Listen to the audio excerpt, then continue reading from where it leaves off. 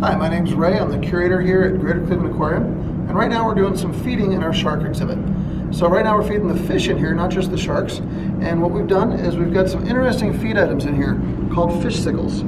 These have a variety of foods in them. They're all frozen up like a big popsicle, and as they thaw out, different food items become available. Now the reason they thaw out is because it's frozen, just like you have an ice cube in a drink of water at home. There's a temperature difference and it causes it to thaw.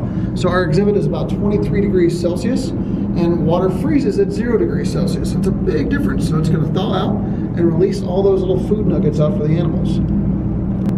Now the varieties of food we have in this treat are targeted for different individual animals in the exhibit. So we've got lots of veggies, peas and carrots and yams, things like that. Our angelfish love those veggies. They're omnivores. In the wild, they're going to eat a lot of meat and vegetable matter. We've also got a lot of things like scallops and mussels and shrimp in here, which are more targeted towards our large black drum right there you see, as well as our stingrays.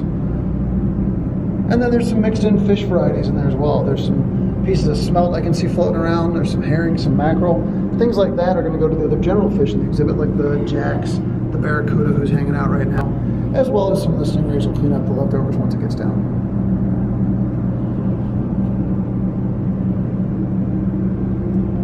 This time-release method, by letting the fish thaw out and unfreeze from the ice cubes, is going to stretch out the length of the feed time, and it's going to make the animals look for their food a little bit longer. They're going to graze across the food a little bit more like they would do in the wild, actually. That slower grazing behavior they would have in the wild where they're eating kind of all day long. This is going to help mimic those behaviors and encourage that natural feeding process.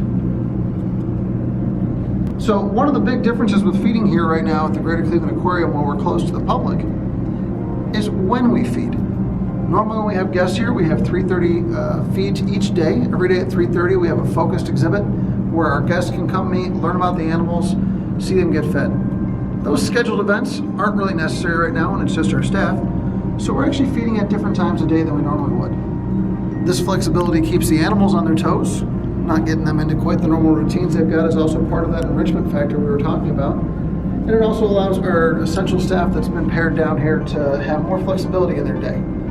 That lets us keep moving at our pace and get a little more done with a few less bodies here at the building, and allows us to tackle a few projects as well that you might notice when you come back.